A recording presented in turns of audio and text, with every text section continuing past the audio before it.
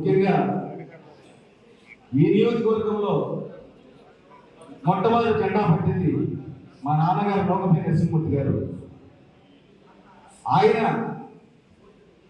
తిరగలేకపోతున్నానని నేను ఉద్యమంలోకి రావడం జరిగింది మరుసటి సంవత్సరం. అప్పటి నుంచి పార్టీ పథకాలు చేపట్టాను.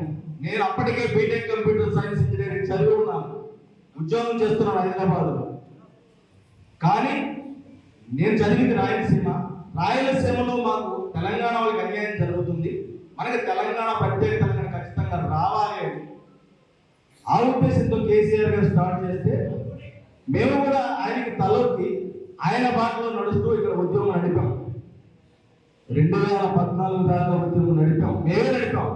తన్నులు తిన్నాం, బాధలు పడ్డాం.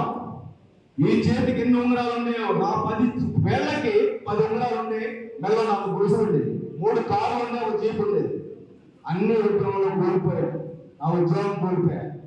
లాస్ట్కి ఏమైందంటే రౌడీ షీట్ అనేది ఒక రేప్ చేసిన వాడి మీద, మర్డర్ చేసిన వాడి మీద పెడతారు. ఉద్యమకారులుగా మేము తిరుగుతున్నందుకు నా మీద రౌడీ షీట్ పెట్టారు. ఒక పక్క బాధలు, ఒక పక్క వ్యవహారాలు, కోర్టులో కేసులు, పద్దాక లాయర్లు డబ్బులు పెట్టడం, ఇదే జరిగింది. అలా మేము చాలా కోల్పోయాం.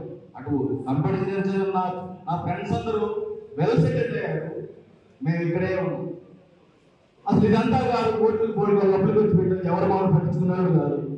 ఎందుకంటే నాయకత్వం కేసీఆర్ గారు ఓకే, కేసీఆర్ ఏం చెప్పినా మేము తల నరుక్కోవడానికి కూడా సిద్ధమే. మీరు ఇచ్చిన నాయకత్వం ఈ జిల్లాలో ఎవరికి ఇస్తున్నారు వాళ్ళకి ఉద్యమకారులు తెలియకపోతే ఇంకెందుకు మేము ఓట్లు వేస్తాం? తేడా లేదు. తొమ్మలరాజు గారికి ఇచ్చారు, వాళ్ళు మొత్తం టీం వేసుకున్నారు, వాళ్ళే నాయకత్వం చేశారు.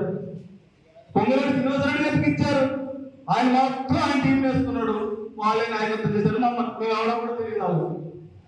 లాస్ట్ గోవాడ అజయ్ కుమార్ గారికి ఇచ్చారు, ఇప్పుడు ఆయన కూడా మొత్తం జిల్లా మొత్తం ఆయనే వేసుకున్నారు. కంపెనీలో ఉన్న వాళ్ళ మనసులే, అన్ని చోట్ల వాళ్ళ మనసులే. మరి మేమేంటి మిమ్మల్ని అడుక్కోవాలా?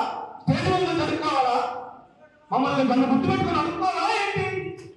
ఎందుకు జరుగుతుంది ఇది? కేసీఆర్ గారి లోపం కాదు, మీరిచ్చిన కింద స్థాయి జిల్లా నాయకత్వ లోపాలు మాత్రమే. ఎప్పటికీ రేవంత్ గారికి నేను ఎవరో కూడా తెలియదు, ఆయన జిల్లా అధ్యక్షుడు. మేమెవరో తెలియడానికి జిల్లా అధ్యక్షుడు ఆయన. కనీసం మీరిచ్చిన నాయకత్వం ఉన్నోళ్ళు అందరినీ కూర్చోబెట్టి, నాయకులు కూర్చోబెట్టి ఇక్కడ ఎవరు పని చేశాడు, ఎవరు చేసేవాడు ఇంత ముందు అని ఎప్పుడైనా సమావేశాలు నిర్వహించారా? పార్టీ అధికారం ఉన్నప్పుడు నిర్వహించలేదు, పార్టీ అయిపోయింది ఇప్పుడు వచ్చి సమావేశాలు నిర్వహిస్తున్నారు. ఓకే, మీరు సమావేశాలు నిర్వహించినా, మమ్మల్ని గుర్తించకపోయినా మేము కేసీఆర్ గారి మనసులో ఎవరం చేసినా ఎవరం పోయినా మేము కేసీఆర్ గారిని కేసీఆర్ గారు మా ఇంటికి వచ్చాడు.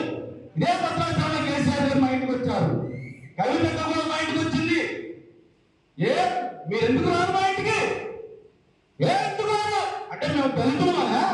దళితులు నాయకత్వం చేయకూడదా? కేసీఆర్ గారే అంతటి వాడు వచ్చి మా ఇంట్లో బస చేశాడు.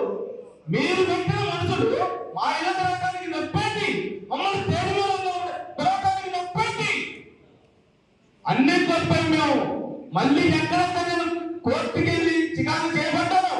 అదే కోర్టులో చదువుకొని మళ్ళీ లాయనయ్యా. ఇప్పుడు నేను లాయనే ఎప్పటికి చేసేసాము, ఎవరు మీరు నాయకత్వం స్థలం చేయము. మేము ఉద్యోగం కాదు, ఇట్లాగే ఉంటాం. కేసీఆర్ పిలిపే మాకు వేలకు, కేసీఆర్ కోసం మేము పనిచేస్తాం. మీరు నాయకత్వానికి చెప్పండి, ప్రతిసారి చెప్పండి మీ నాయకత్వానికి. ఇక్కడ రాజాలు పనిచేశాడు, భర్తలు పనిచేశాడు, రాజాలు పనిచేశాడు, వాడిని పిలుచుకోండి, కూర్చోబెట్టండి. ఉద్యోగం ఎట్లా చేయాలో వాళ్ళు వేస్తారు. లగడపాటి రాజగోపాల్ చొక్కా టీషర్ట్లో పట్టుకున్నా నేను. లగడపాటి రాజగోపాల్ చొక్కా పట్టుకున్నా. మీరు పెట్టిన నాయకులు మమ్మల్ని పిలుస్తుంటే వాళ్ళ చొక్కాలు పట్టుకోలేవా? వాళ్ళ చొక్కాలు పట్టుకుంటాం. మమ్మల్ని గుర్తించండి. ఇది ఫైనల్ గా చెప్పేది. ఉద్యమకారులు కేసీఆర్